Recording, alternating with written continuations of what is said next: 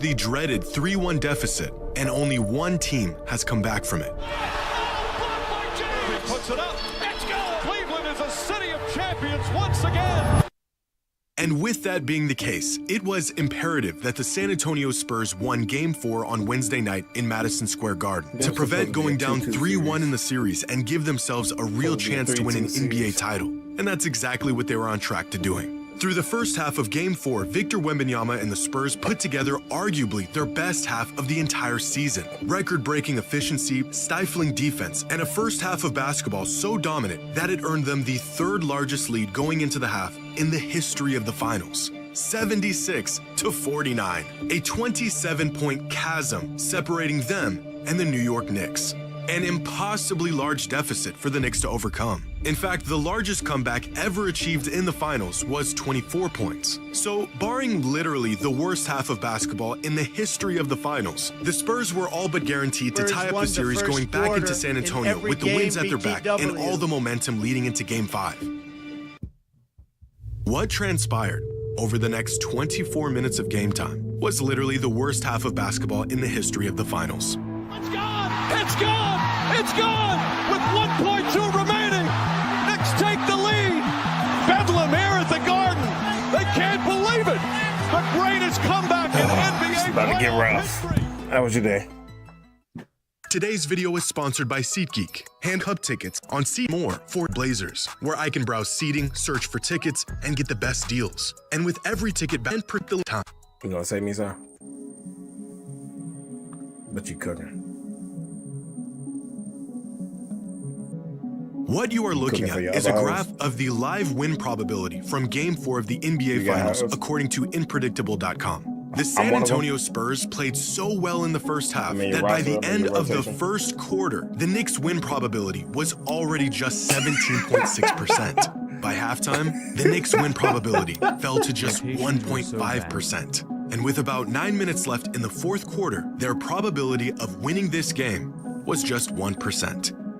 I'm about to watch 1%. pain. Unfortunately for the Spurs, basketball is more than just a game of probability. The bad playoff series. It was just a bad playoff series. I don't want to talk about it with you.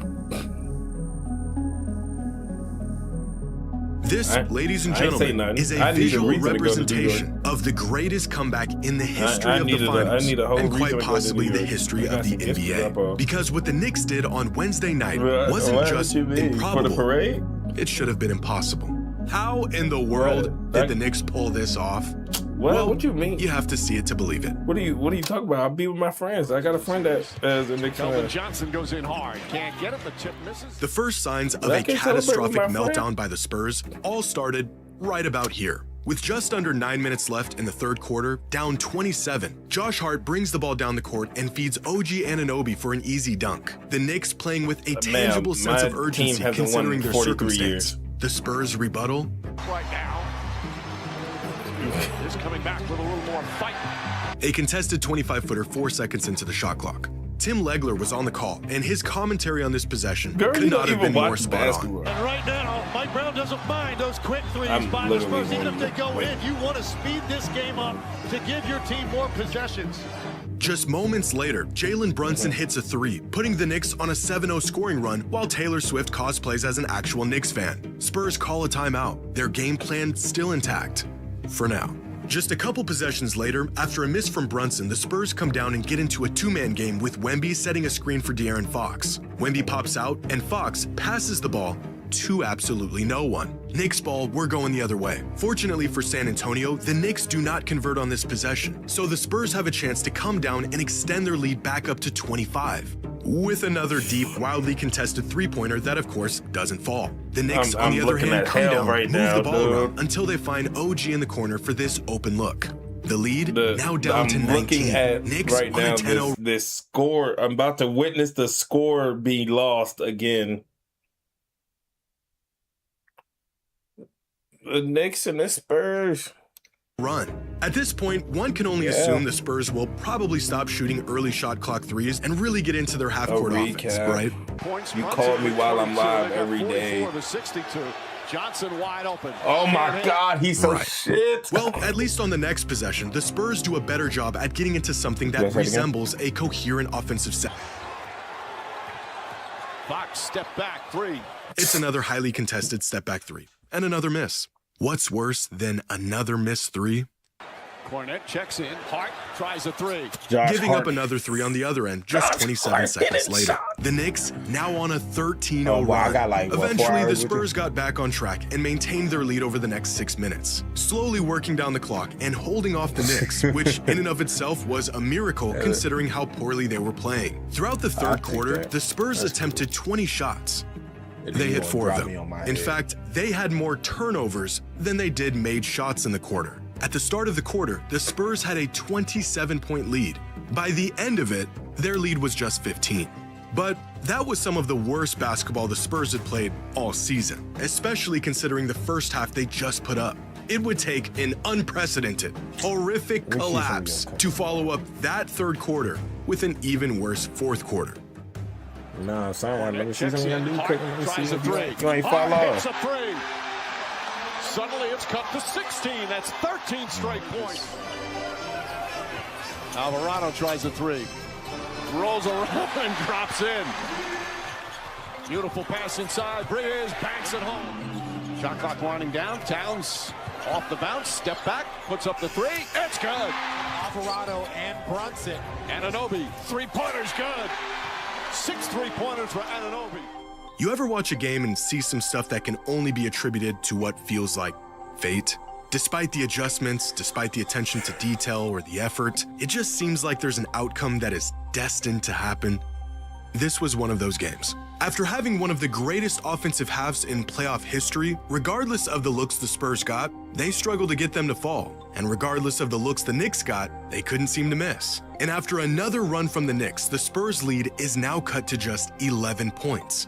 Now, some of this can be attributed to experience. Some of it can be attributed to focus and sticking to a game plan.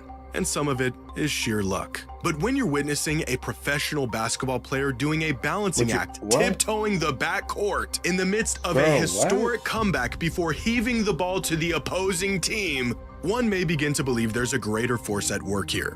I am sitting at home on the other side of the country, and I can physically feel the Knicks' momentum from my couch. Coming back down the court, the Knicks got the ball to Cat in the corner, but he's got Wemby on him, the defensive player of the year, one of the best defenders of all time. Surely he doesn't just go right at him and get another bucket here. Even in the house. Inside, stops, flips it up, shot is good. Of course he does. The lead, now just 9 points. Madison Square Garden is in mass hysteria. With a chance to swing the game back in their favor, the Spurs come back down the court. And considering their circumstance and what has occurred over the last 18 minutes, do you think they, A, work the ball around until they get a good look, B, feed the ball to their 7'5" alien superstar rolling to the basket, or C, do the exact same thing that got him into this mess and take another early three-pointer? Chipping away. Fox picks up his dribble. Champagnie can't get it. If you said option C, you are correct. But look, the Spurs forced a turnover on the other end. They've got another chance to build this lead back up on the fast break. Any guesses as to what they will do on this crucial, potentially momentum-swinging possession? Castle may have gotten a piece of it. Fox kicks it out. Vassell, right side, three-pointer, can't get it. You can't make it up. Down on the other end, Jalen Brunson. I'm dying right now. I'm actually dying reliving this. Why did I do this to myself? Wait, hold on. I like that little smile or whatever the case may be. This is the most you smiled. This is the most I seen you smile like, wow. Works his magic and makes a tough layup off the glass to shrink the lead to just 7. The Knicks are now on a 17-4 run against the youngest, most inexperienced finals team in league history. Now would probably be a good time to call a timeout. Fox searching. Anunoby on him. Fox steps back, jump shot, puts it up, can't get it. Wemby tips it out of bounds. Nick Ball. Or not. The Knicks come back down the other way and immediately set a screen for Brunson. Why is Wemby guarding a 6'0" Jose Alvarado 20 feet away from the basket? I don't know. But after the switch, he's now on Brunson. But now he's dropping back to play strong side help with Champagny in the corner. The Knicks swing the ball to the other wing, and there's Wemby right on time to help. And guarding this corner man is Champagny. But wait, he was supposed to be in the opposite corner, which means someone's open. Off the bounce. Corner three, Anunoby. Bang! 4-point game. Timeout, San Antonio. One possession game. Mitch Johnson realizes he has the autonomy to call a timeout. Larry David is losing his mind, and the world is ending. Or at least it feels like it is, if you're a Spurs fan. But there's still hope. Nice. After trading a few buckets, the Spurs maintain their 4-point lead until there's about 2:20 left on the clock, nice and Jalen Brunson hit this three over Wemby. Shot clock at 5. Brunson fires up a three. Puts it in! 1-point game! This building is shaking right now! You ever see a dagger that wasn't a game winner or a go-ahead bucket? Well, you just did, because it is now just a 1-point game, and the Spurs are in a state of shock. How do I know this? Because on the very next possession, De'Aaron Fox, the team veteran, a starting point guard in the NBA Finals, did this. Him up now, Karl-Anthony Towns. Fox throws it away! After 2 quarters of some of the most appalling basketball you've ever seen, this should have been the nail in the coffin for the Spurs in their hopes of winning this game. Josh Hart ahead of the pack, lays it up. Lost. Oh, he missed the layup. But it wasn't. Miraculously, Josh Hart missed this wide-open layup that would have put the Knicks up by 1. And despite their best efforts to lose it, the Spurs still have the lead. And on the very next possession, Wemby gets fouled and sent to the line to shoot 2 free throws. Now, Wemby is an excellent free throw shooter with a career playoff free throw percentage of 85%. He's also the future face of the NBA in a potential legacy-defining moment of his career. Under most circumstances, this trip to the line would put the Spurs up by 3 points.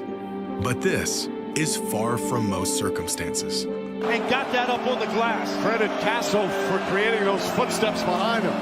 Wembanyama misses a free throw. The greatest comeback in NBA Finals history. Missed them both. 0 for 2. The lead, still just 1 point. Or at least, it was. At 6, Castle on him now. Brunson, stutter dribble, drives inside, goes up, floaters up. It's good! The Knicks take the lead with 1:22 remaining. For the first time throughout this entire game, the Knicks take the lead with just over a minute left on the clock. If this game ended right here, what you just witnessed is already the most improbable, most unbelievable sequence of events in the history of the finals. I'm dying. Somehow, oh my God. Oh, they really choked a 29-point lead, God.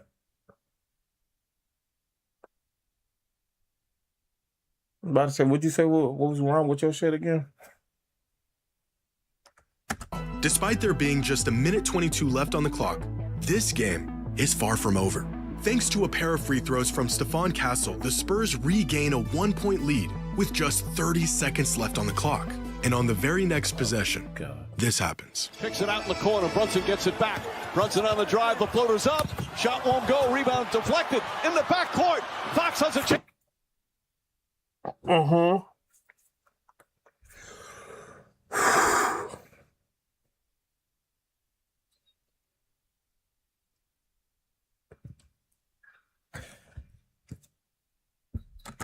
Pause it.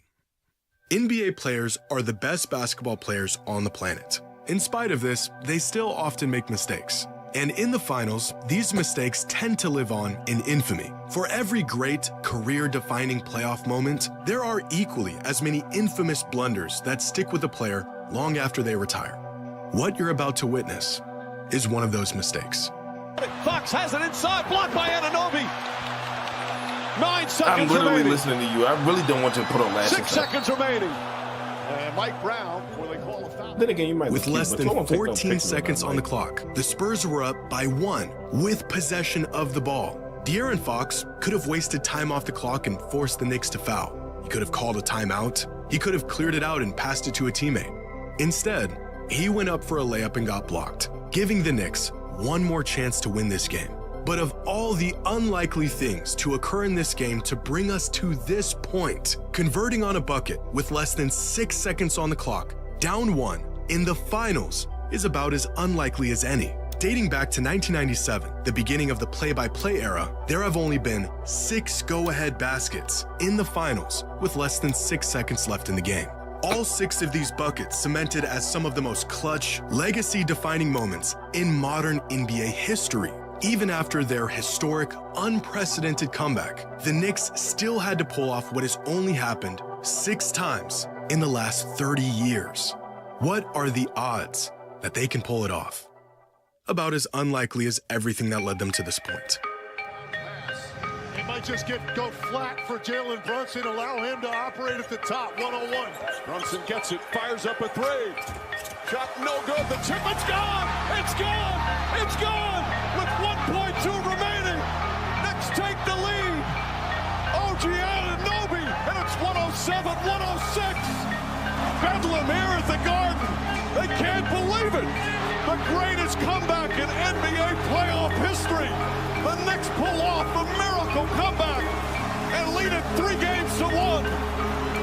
Now 1 win away from a title. And that, my friends, is the greatest comeback in NBA history.